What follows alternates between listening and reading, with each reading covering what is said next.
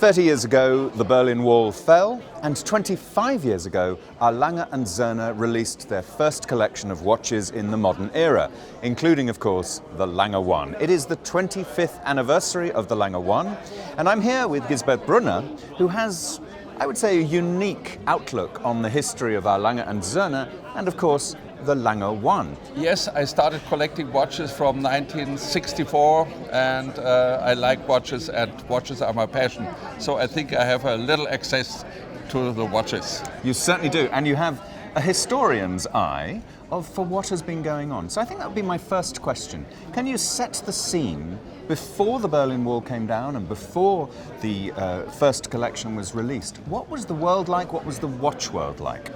The watch world changed in the 1970s because at 1969 came the first quartz wristwatch, and the Swiss industry had a problem because the Japanese have been very strong in quartz watches. The Swiss slept a little, and the Swiss had a problem, and a lot of companies got bankrupt in this time, closed the doors forever.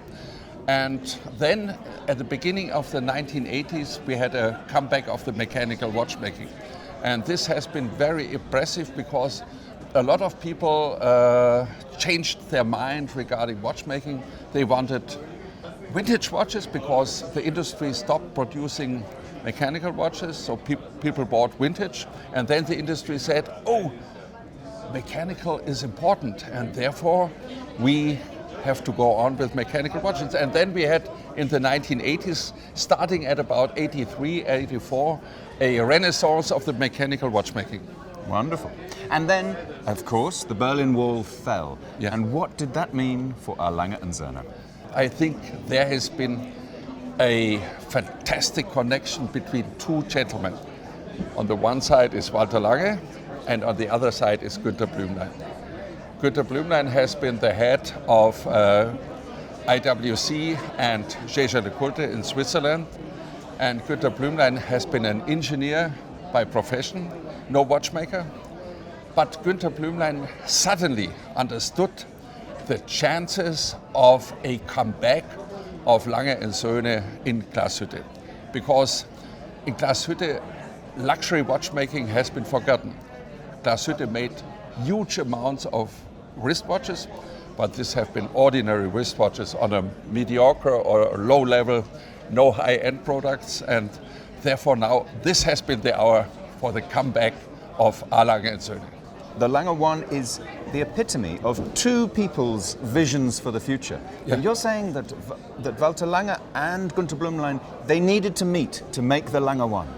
You needed Walter Lange as a testimonial, as the grandson of Ferdinand Adolf Lange, who founded, because you can build a history far better if you have the witness and the testimonial from the past.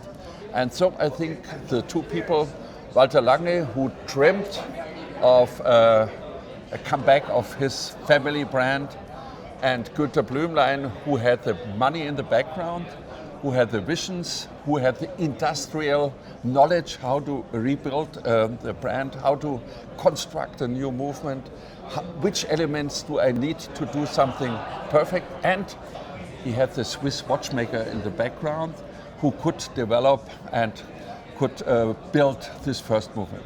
Do you remember the moment when the veil, the curtain was pulled off? Yeah, that?